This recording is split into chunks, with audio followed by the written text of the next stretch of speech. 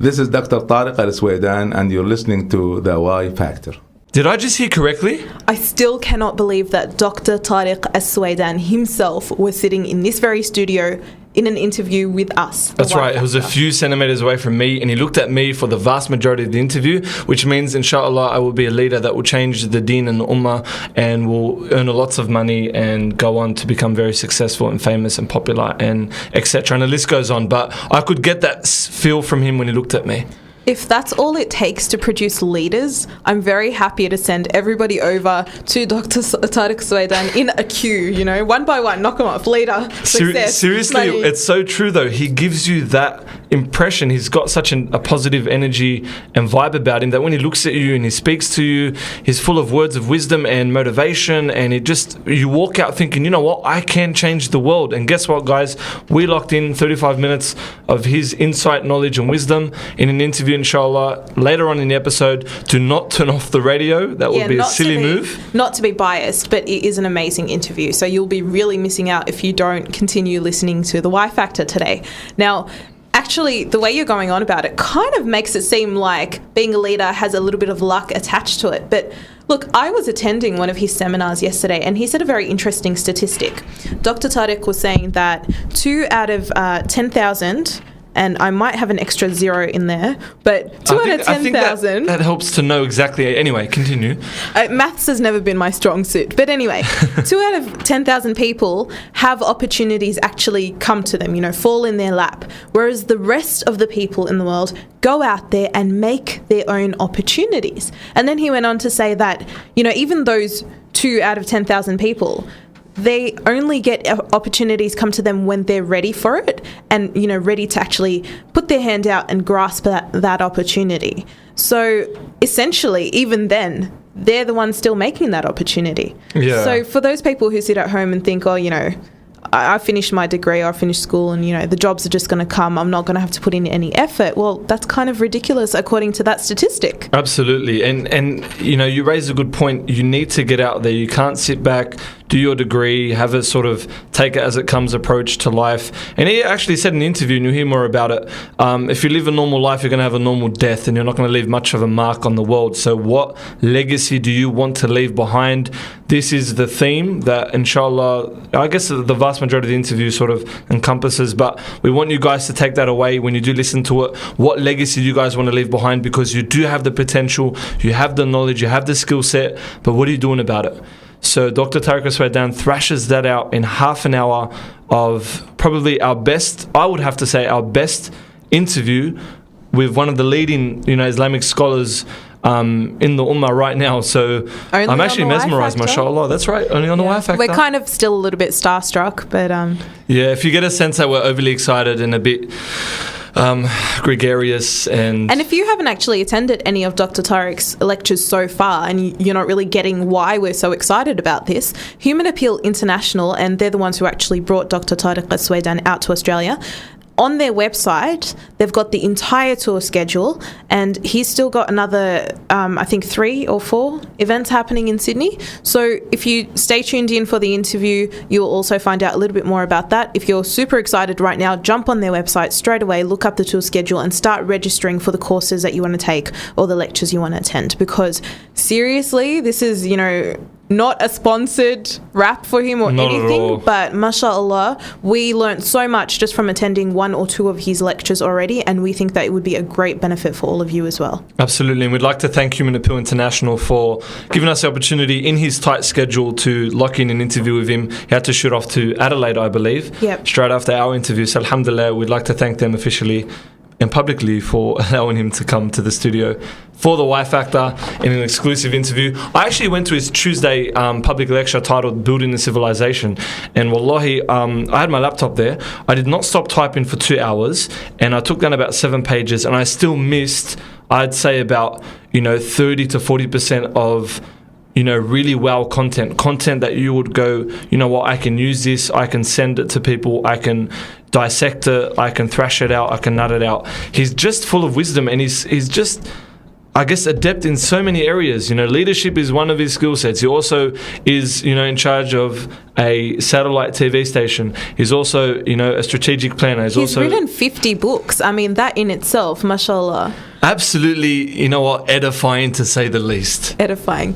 Maybe you should explain to the audience what edifying actually means. Edifying means providing intellectual or education, intellectual or educative. Is that a word, educative? See, the funny story about the word edifying is Mohamed actually has taken on one of Dr. Tareq's pieces of advice, which is, to always continue reading in your field and continue to expand your knowledge. So what Mohamed does is he sends out a vocabulary list every week to help not only improve himself, but improve his friends and other people around him, which, is a great initiative. It's called lexicon, right? Yeah, Your he calls it lexicon. So edifying is one word that he sent around. And, I mean, come on, Mohamed, sometimes there are words that they're great for writing essays, but are they really useful in day-to-day conversations? They're efficacious, Miran. Okay, efficacious is probably the only word that stuck with me out of the lexicon. But you know what, listeners? How about you pitch into this? What do you think about this lexicon idea? Would you use some of these words in your day-to-day lives, or do you only reserve the big words for your, your essays? Well, look, Miran, for those who aren't full of vanity, and if you have an iota of common sense, you would have a voracious appetite to dissect grammar and spelling and punctuation. Oh, no, you know what? I agree with you. I'm a total grammar Nazi. Just on that note, there were 3 words in there that were my lexicon for the week, so I just threw that in. I don't mean you have, and if anybody wants to spot the word and, actually tell us about it on our Facebook page, feel free to do that. Tell us which words out of what Mohamed just said were from the lexicon, and again, answer the question, would you use these words in your day-to-day conversation? Absolutely. And it's actually proven, I think, Dr. Tareq said it, that if you sound more intelligent, people will automatically give you respect or a sense of authority. Wow, this person knows what they're talking about. Even if you don't, because you actually sound a bit smarter than, yeah, cuz, bro, or even, yeah, mate, whatever. So, well, do you think that's a matter of an illusion, or it really does relate? You use big words and you read... okay. Obviously, you don't just pull big words out of nowhere. You need to be reading a lot of books, whether it's in your field or just a general variety, to, expand your horizons and your knowledge and your vocabulary, definitely. Yeah, and it's also important to know when to use certain words, considering the circumstance or the time and place. So timing is essential, but yeah, I think it's good to expand your vocab and learn new words, learn some big words and use them, in your day-to-day conversations. But as I said, be wise and prudent in terms of when you use them. There's another 2 words. But I think this is a great idea, and I think that if any of you are willing to sort of contribute or, start your own little circle of email vocabularies going around, do let us know on the Facebook page. Absolutely, inshallah. Now, look, before we get into the interview, we're going to run through the news headlines for this week because there is some fairly big news headlines, inshallah. So once we do that, we'll get straight into the interview. We don't want to keep you guys waiting, and we would like to hear it again as well because we'd love to take down notes, inshallah. So in terms of the news headlines for the week, one of the biggest stories is, Miran? Was it Lindy Chamberlain, Azaria Chamberlain, the whole Chamberlain family? That's right. If you remember, I think it was in 1980, a lady's... Was it Azaria was a daughter, right? Azaria was the little girl. Okay. Yep, so a family was out camping, I suppose. Near Uluru. At the time it was called Ayers Rocks. Yeah, Ayers Rocks, sorry. Yep. It was out back somewhere. Yep. And then they wake up in the morning and their daughter is apparently dead.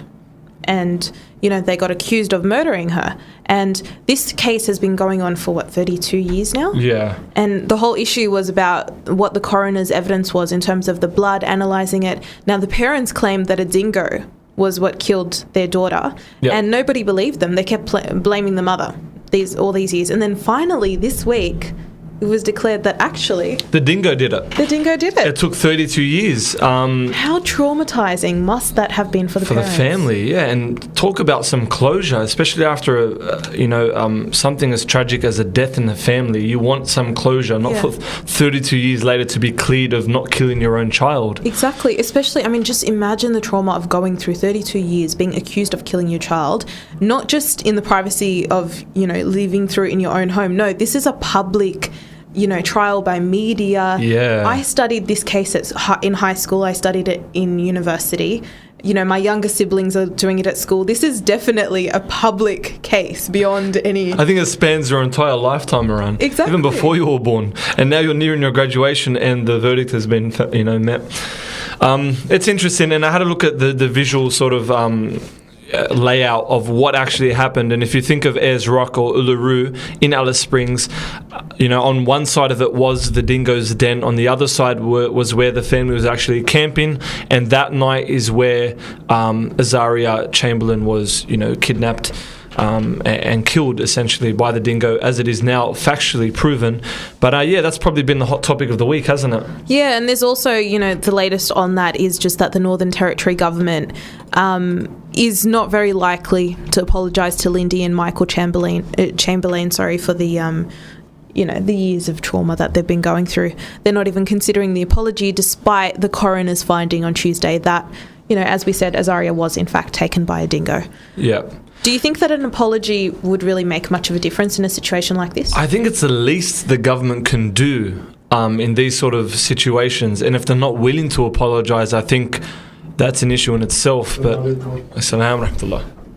Busy day in the studio, Mohamed. It sure is. We have to give salams to everyone. In international news, the United Nations has officially declared the bloody uprising in Syria as a full-scale civil war, and the US Secretary of State Hillary Clinton has said the US believes that Russia was actually shipping attack helicopters to Syria to support Bashar al-Assad's regime. Subhanallah, it took them this long to realise that it's a civil war. Yeah. Seriously? I think it's now officially been declared by the United Nations. I think before that it was just a bit sectarian. Well, you know what? The fact that the US is manoeuvring this Russia into this situation and saying that Russia is now helping the Syrian government, do you think they're setting up for an intervention?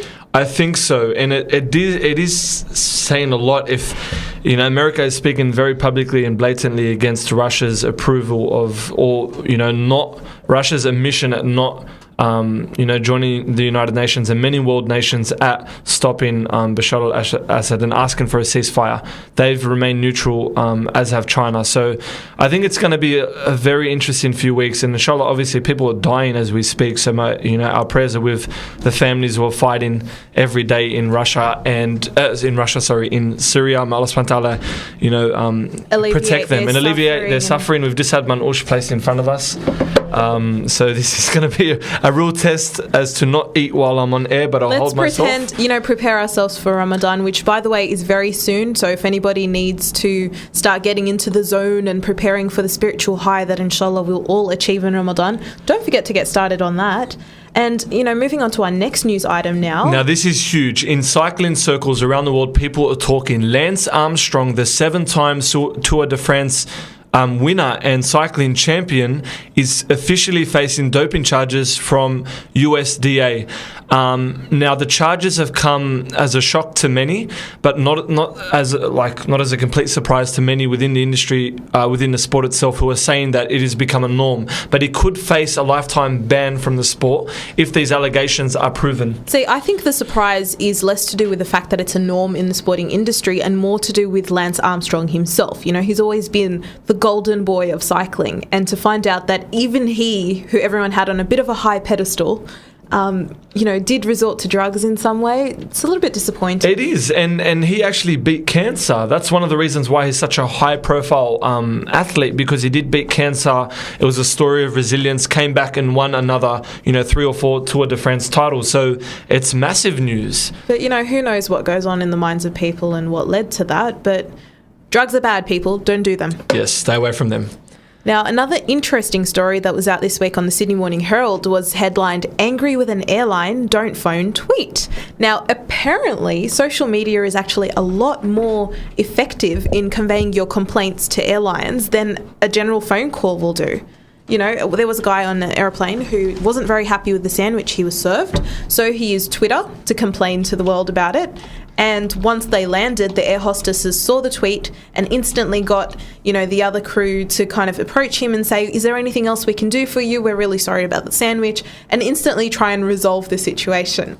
So, I know what I'm going to be doing from now on airplanes. Just tweeting my way away. Tweet away. Or it should be, you just hear the captain saying, please switch off or log off all your Facebook and Twitter profiles. But on a serious note, I remember reading an article earlier during the year from an Australian social media expert who was saying that the generation that's come about has led to new sorts of accountability mechanisms. And one of those was, he coined the phrase trial by Twitter, tongue twister. And he was saying how mostly, before anything hits mainstream media, people will tweet about it. Yeah, and the reason they tweet about it is, and what happens from that tweeting is, let's say a high-profile individual or figure, whether it's a superstar or a pop star, finds out about that information. Let's say an airline done something really ridiculous, and they disapprove of it and tweet it.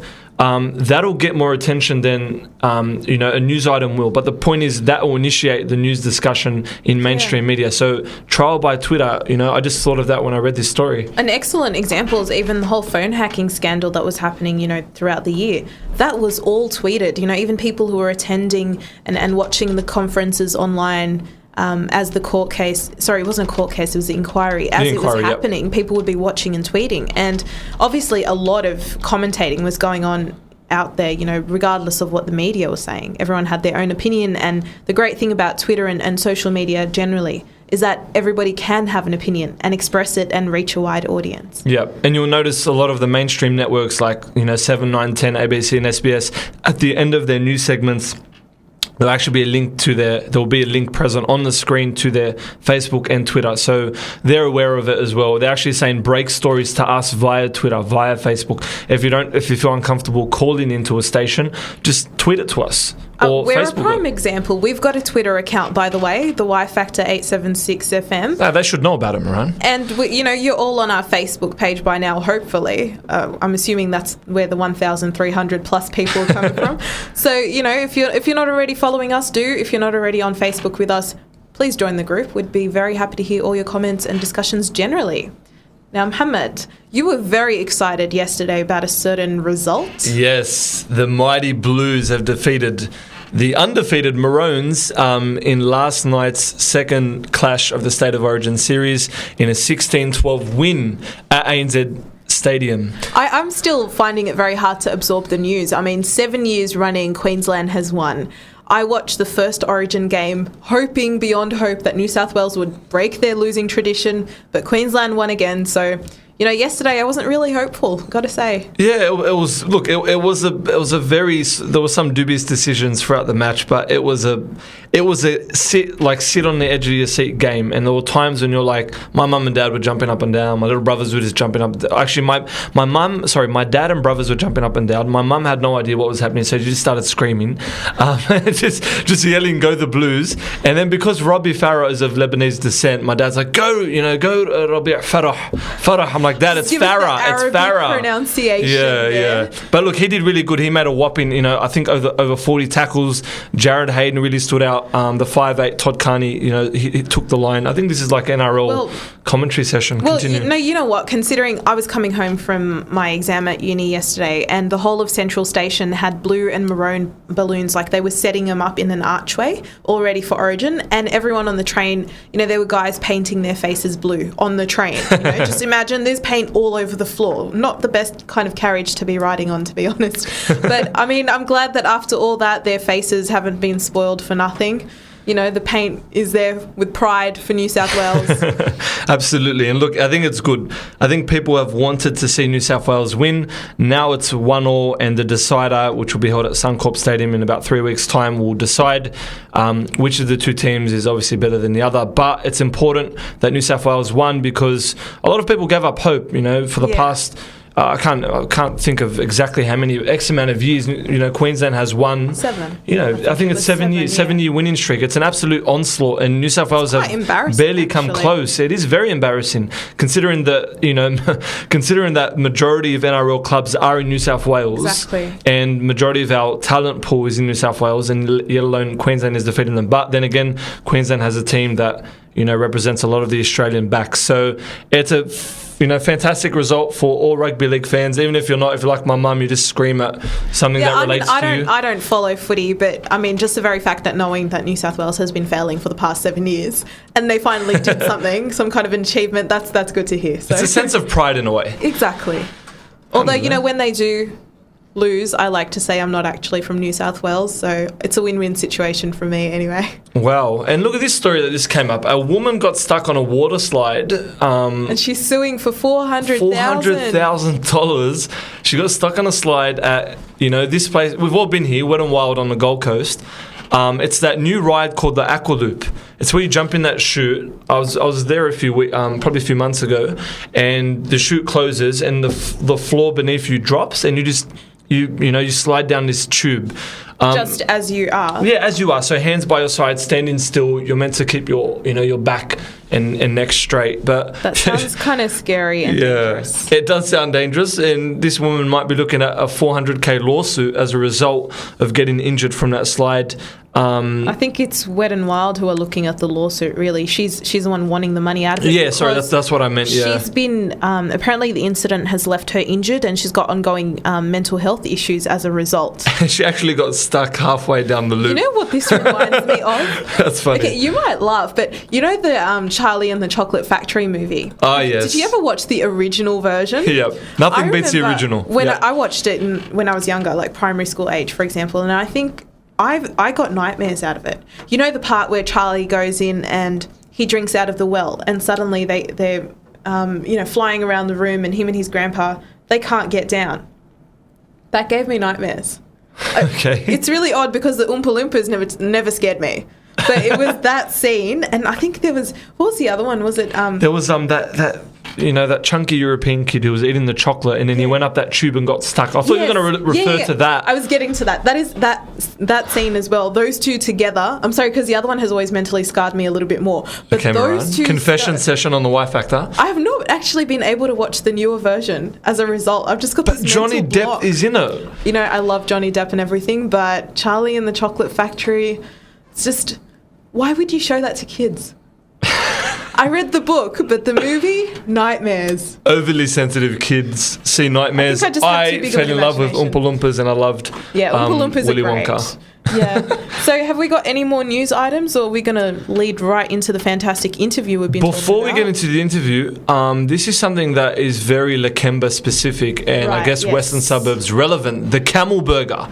Now, I am yet to taste one, and there's actually an article today in the Telegraph about Lakemba's tasty camel burger. Now, there's been a bit of discourse around the use of camel meat. It is it's an exotic meat trying to compete with beef and lamb. So it's a delicacy in the Middle East, but is it a delicacy in Lakemba? And Lakemba owners. Oh, I actually ate there the other day, Mashawi. Is that... Okay, Mashawi, where is that? No, sorry, Mashawi. Yeah, no, it's Mashawi, but where is that? It's on Howden Street in Lakemba. Oh, they have $6 camel burgers, and they are saying that customers are going nuts about it. They've been quoted as saying customers love it. There is a trend. It's halal, is it? Yeah, absolutely, it's halal. I've never tasted camel meat. I've never really quite seen the appeal in it. It's funny though. Every time I ask one of my friends, I'm yet to try it as well, but they always say, "Oh, it tastes." What do people say when you ask them about a new meat? What does it taste like? What did I usually respond? Yeah, it tastes a bit like chicken, but it also has a meat feel. Yeah, it's really tough. Like, it's very hard to chew through. Yeah, it's hard to sort of, I guess, to chew through, but because it is an exotic meat, the thing is, Islamically, you're allowed to eat it, but you have to do wudu again. Yeah. So you've broken your wudu. But that's okay. You pay $6, have an awesome meal, do wudu again, and then pray. And it's in Lakemba. You've got mosques all around you with plenty of wudu facilities, so... all good, inshallah. All right, I think that brings us to the end of our news segment. Now, you got to stick around. We've got the fantastic interview we've been raving about for ages now with Dr. Tareq Al Suwaidan. Jamel will be joining us in the studio. Absolutely. He couldn't resist Jamel, so he'll be coming in, inshallah. So it'll be me, Jamel, and Miran, talking about all the big topics on your mind: youth, leadership, the future of the ummah, how you can tap into your potential, you name it. Dr. Tareq Al Suwaidan is the man to hear in a few minutes. Stay tuned, don't go anywhere. You're listening to The Y Factor on 87.6 FM. His eyes slowly rising, sunrise warms the horizon, sand dunes form in the distance. He's up and out in an instant. The crowd, they all were waiting, watching and anticipating. A man appears from afar. Could it be the one sent by Allah? He shouts, here comes the prophet. His face is a light that drives out the darkness. Words are alive, his message is living, pure everywhere. Our voices are singing. Assalamu alaikum, everybody, and welcome back to The Y Factor. We have a very special episode for you guys, and when I mean special, I really mean it. We have Dr. Tareq Al Suwaidan in the studio right now. If you don't know who he is, you seriously live under a rock. He's a general manager of Al Risala satellite TV station. He's the chairman of Al Rawad Leadership Training Center. He's also a professional trainer in leadership and management, one of the leading Islamic scholars in regards to leadership within our ummah, and he's joining us in the studio right now. Assalamu alaikum, Dr. Tareq, and welcome to the program. Alaikum assalam wa rahmatullah, and thank you for the invitation. It's our pleasure to have you here. We have so much to talk about in so little time, so we'll inshallah narrow it down to a few main topics, inshallah. You're here as part of a tour in Sydney. What is the purpose of your tour, Dr. Tareq? Barakallah fikum. I'm here besides enjoying Australia. I came from Kuwait. It's 48 degrees there. Wow. To rain and cold here. So I found an excuse to leave. Yeah. Anyway, I am here by the invitation by Human Appeals International, and the tour has a multi-purpose. Part of it is Islamic knowledge, spreading Islamic knowledge among the community. The other one is training on leadership and management for the executives and the youth. And the third part of it is fundraising dinners for Syria and several places. MashaAllah. Well, I guess, I mean, you're known around the world, as well as especially in the Middle East, for your management and strategic planning training, and your motivational speaking. So I suppose it's a fantastic tour for people to actually come down and enjoy while he's here. It's a rare opportunity. I guess to start off with, perhaps we can talk about... Well, maybe the very question of why plan your life. I mean, one of the seminars that you held this week as part of the tour was how to plan your life. So why do that? Why not live every day by day? I did 2 seminars on planning your life, one in Melbourne and one in Sydney. And alhamdulillah, the attendance was mostly the youth. It is very important for the youth to plan their lives. Studies have shown very clearly that those who do plan their lives achieve about 96% of their goals, while those who don't usually don't exceed 4% only. So that's enough reason to plan your life. Another reason that I throw in my seminars on this is this ummah, Islamic ummah, has been backward for more than 400 years. And we need every effort to revive the ummah again. So for those who live day by day, they will not really be part of the revival of the ummah. It is very important that you choose your field correctly. So many students have gone into fields in universities and then discovered this is not what they want in life. Unfortunately, it comes sometimes after they graduate by several years, and it's already they cannot change their lives. While if you plan your life early, then you choose your field correctly, you choose your goals and projects in life correctly, and then you have major achievements. I have done this myself. Before I planned my life, there was a lot of production, but scattered. After I planned my life, it was directed, and it was very effective. So it is very important to plan your life, and you'll see major results when you do that. So in a few simple steps, Doctor, can you outline for us how one can go about doing that? Yes, definitely. I teach it usually in 6 hours, but I think we have a few minutes. I'll give you a few minutes. So please remember that these are only the titles.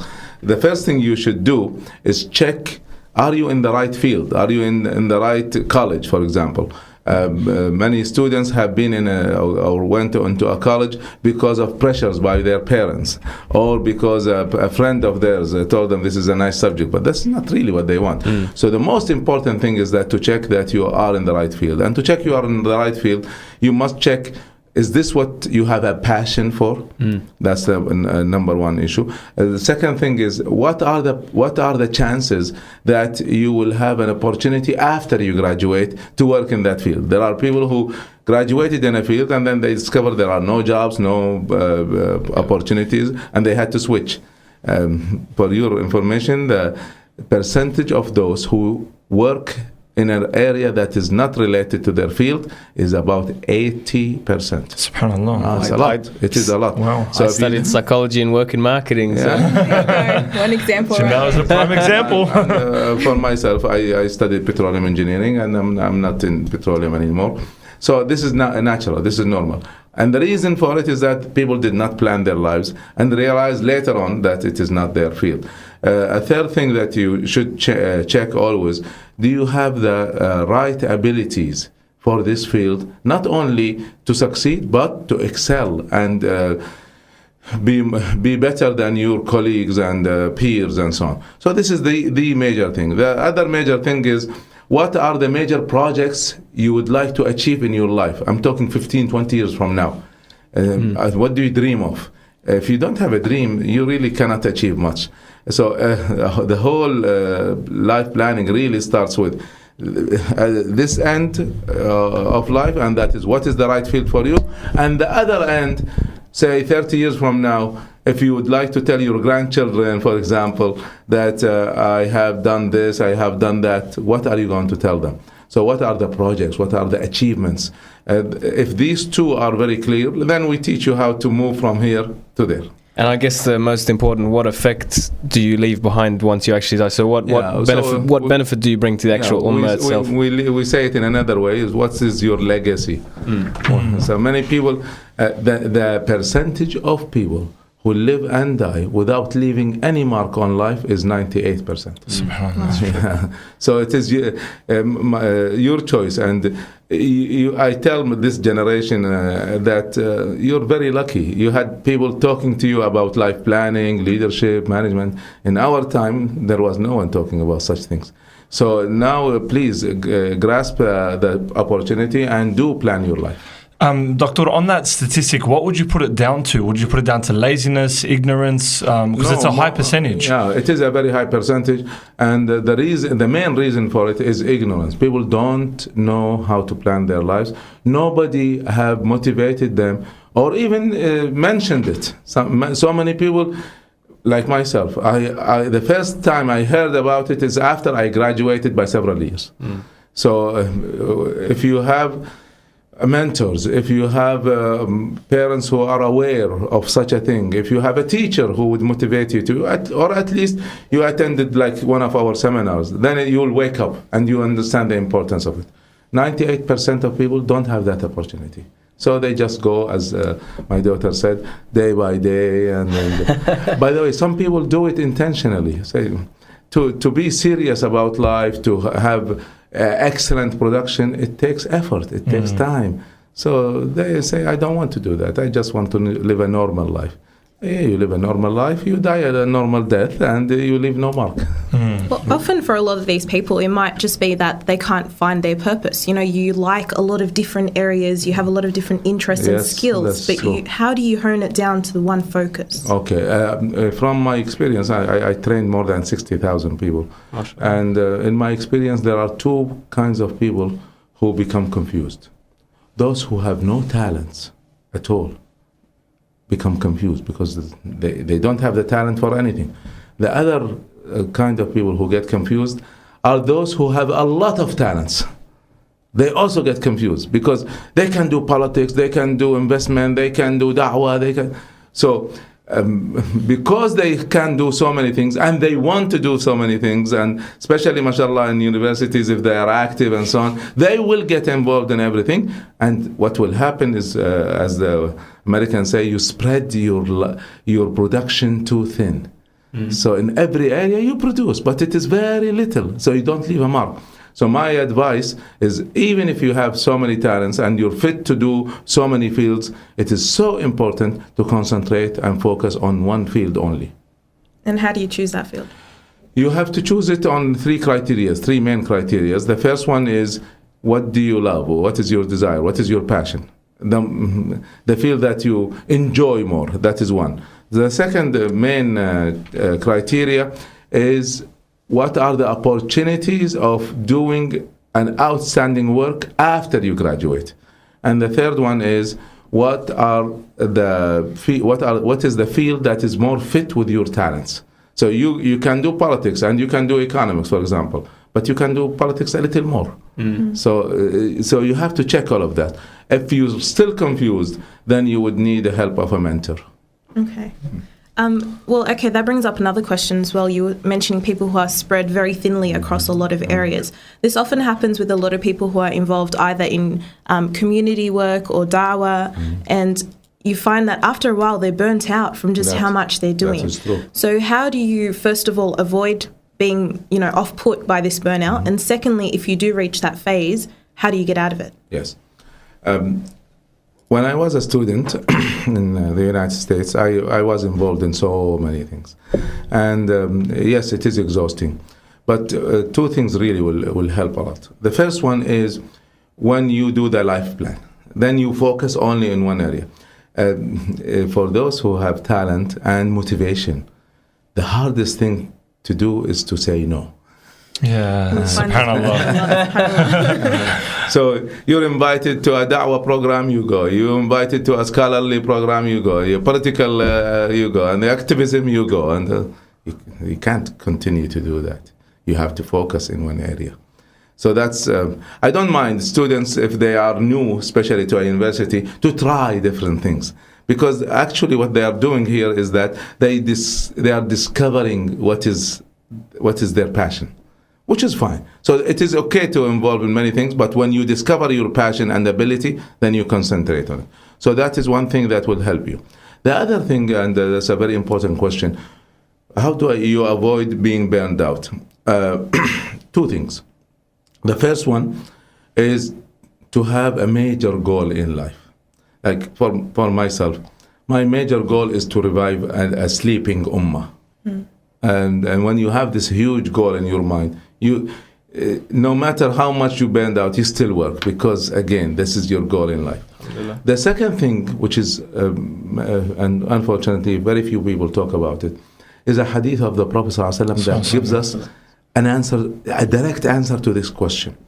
The hadith says that whenever you do work, لكل عمل, for every work, شرة, a maximum, ولكل شرة فترة, and for each maximum or for each work there is a minimum. So in short, and the hadith continues, in short, put a minimum and put a maximum. Move up and down, but within these two limits. Never cross the minimum. So what is the minimum? The minimum is that you keep your prayers on time, you do the obligations, you don't go to and do major sins. This is the minimum. So even if you are lazy and so on for a few days and you don't produce anything or you don't share any activity, that is fine, as long as you keep the major issues in line. Don't cross them. So when it is very clear for you, the Prophet ﷺ tells us this is the human nature, that sometimes you're very active, you're very motivated, and sometimes you get tired, you get lazy. Fine, it is acceptable, it is not wrong. But when you cross the minimum and you go below it, then you're in danger. And just on that point, you were speaking about, juggling your commitments as uni students. How do you strike a balance, Doctor, on top of what you said? How do you strike a balance with da'wah work, community work, also your university, if you want to hone in and focus on that? And trying to I guess, always improve your deen as well. That's right. This is also a very important question, because part of a life planning seminar is a full exercise called a balanced life. And in that we have 5 criteria. Your body and health is one. Social relations and emotions is the other one.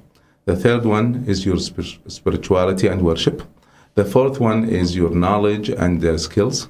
And the fifth one is your wealth and abilities. And in each one we give them 10 criteria. So you check. You actually check. It's like a checklist. It is a checklist. And you will find which areas are weak. So that's one concept. And if we had more time, I would have detailed it. But there is an exercise for those who attended with me, and they can spread it. And I tell my students and attendees, no copyrights. Oh, beautiful, yeah. Send it to everyone. Because I took notes that you're building civilization, and I emailed it to about 20 people. Just use it, please. Alhamdulillah. So this is one side. The other thing is to remember, what is a balanced life? Is it dividing your life equally? Say 20% for work, 20% for spirituality, 20% for relations, 20% for knowledge, and 20% for sleeping. Is it that way? No. A balanced life doesn't have fixed percentages. People have to understand this. It is different, first of all, from one person to another. And it is different for the same person from one time to another. So when you are a student, it's different when you graduate. When you are a student at exam times, it is different than when you're in a relaxed time or in a vacation. So don't have fixed percentages. That is not a balanced life. It's the understanding that it is something that you adjust all the time, continuously. That's what will give you a balanced life. The major issue to understand here is that you put a minimum in each area. For example, your relation with your parents, and suppose you're a student away from your parents. So for example, I'm here away from my family. I make it a point that I will call them every day. Mm-hmm. How much will it cost? But I don't call them every week. Some students do that, unfortunately.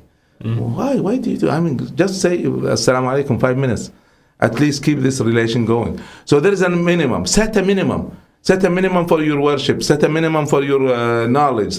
And again, you adjust above the minimum, but never cross the minimum. And I guess always also set your priorities as well. Priorities, my advice on this is to have 3 kinds of priorities. Set your priorities and set your projects for 20 years ahead. And set priorities and projects for 5 years. And set priorities and projects for the next 12 months. So this is my advice.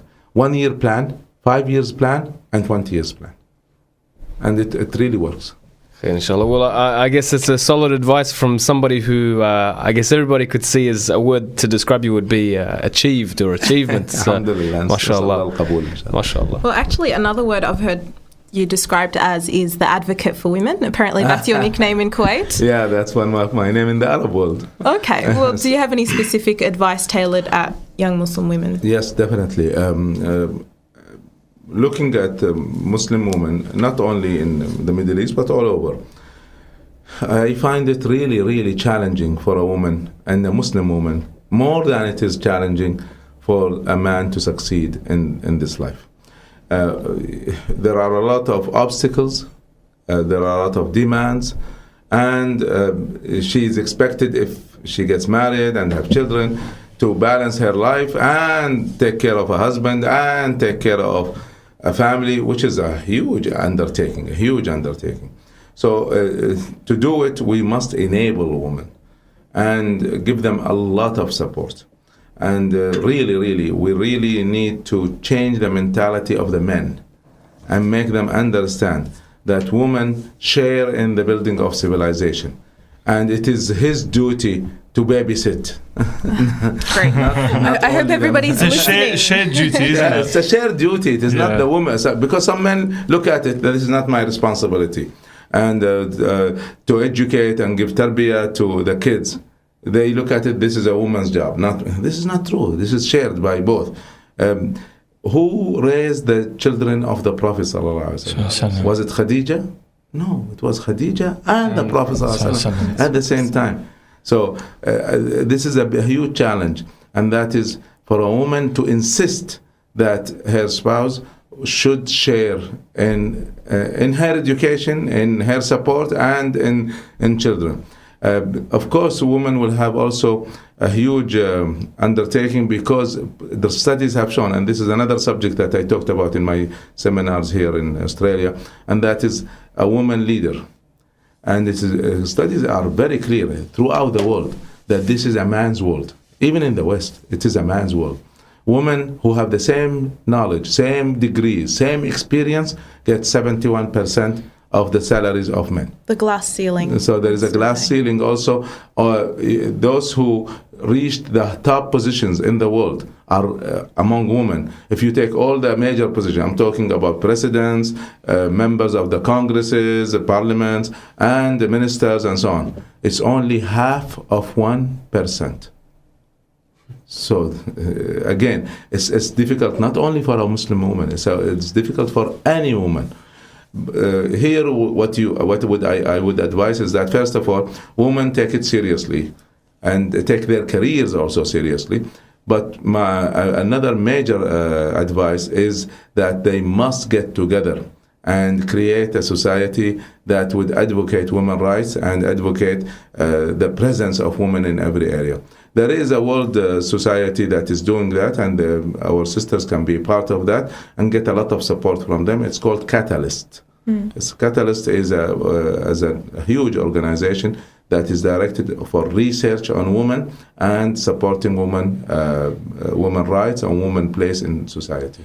Speaking of women, a lot of women were involved in the Arab Spring, Yes. The revolutionary wave of protests and demonstrations.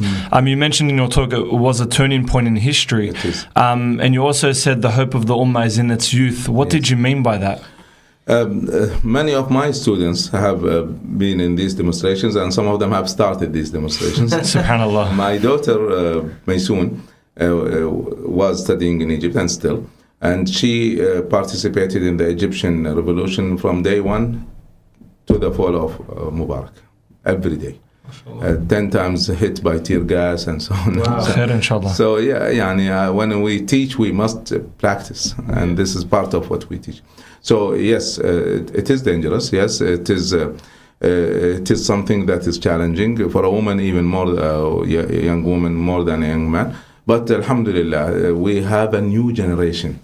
I have been alhamdulillah involved in da'wah for more than 42 years, and I tell you, this generation that I see everywhere, from Egypt to Saudi Arabia to Australia to America, etc., I have not seen such a generation in 42 years. So your generation is, mashallah, amazing. You have the abilities, you have the knowledge, you have the will, you have the faith, and you have you understand the full picture. And of course, technology helped a lot on this, really. Because, for example, in the 20 years from ago, I would say the same things, but it would not reach you. Now, social media. It is.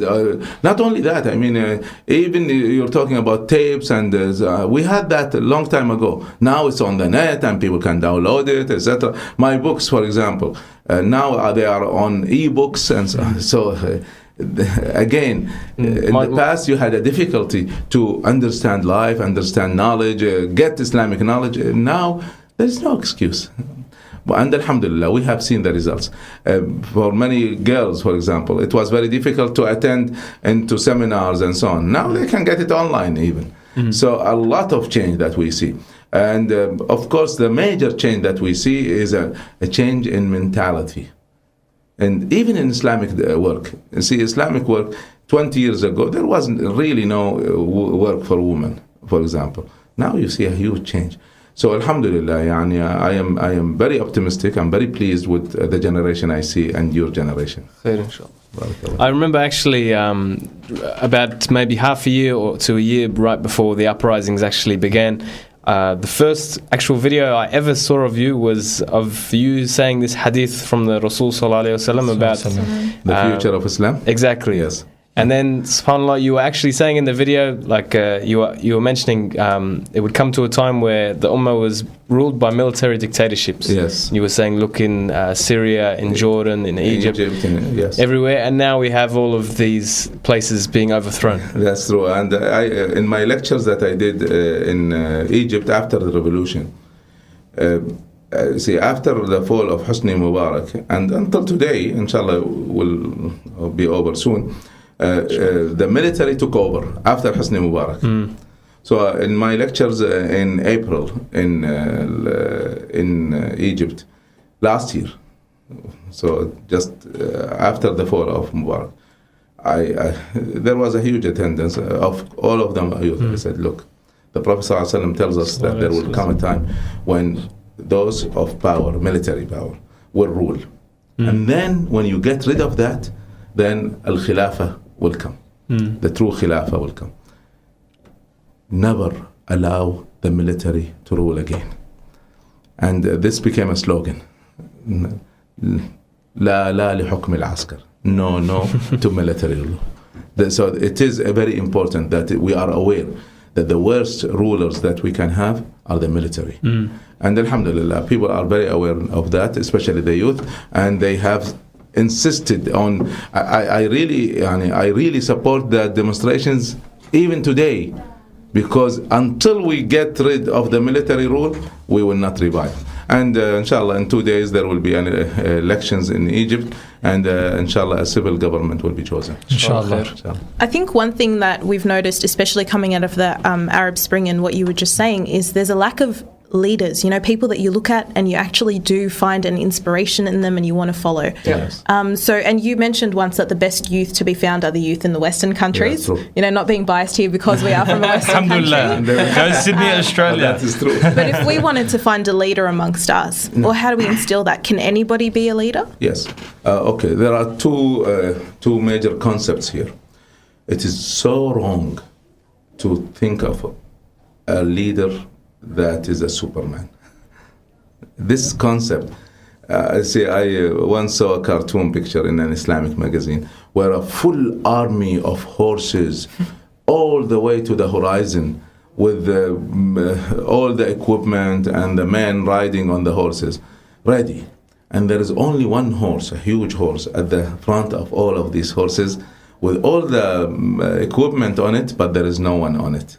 And then the slogan there was, when Salah ad-Din will come. This is garbage. This is a wrong idea. We should not promote the idea of a hero that will save us. We should move into the idea of institutions that will save us, organizations. So I'm very well satisfied that there is no hero, because a hero is a very dangerous idea, because if that hero becomes corrupt or die, then we're back to square one again, and it's wrong. It's wrong. So let's talk about institutions, organizations. Institution for da'wah, and another institution for finance, another institution for politics, women's rights. Don't forget, just wipe away from your brains the idea of a hero. I think yes, that also encourages the idea that Allah subhanahu wa ta'ala won't change a condition of a people until they change themselves. So these organizations are changing, I guess, what's inside people. Exactly. But then back to the question, and do train yourself as leaders. We don't need a leader. We need leaders.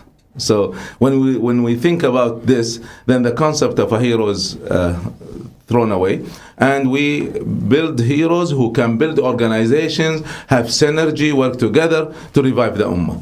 And we don't depend on one person. So there are people who are naturally born leaders. There are people who can be trained to be leaders.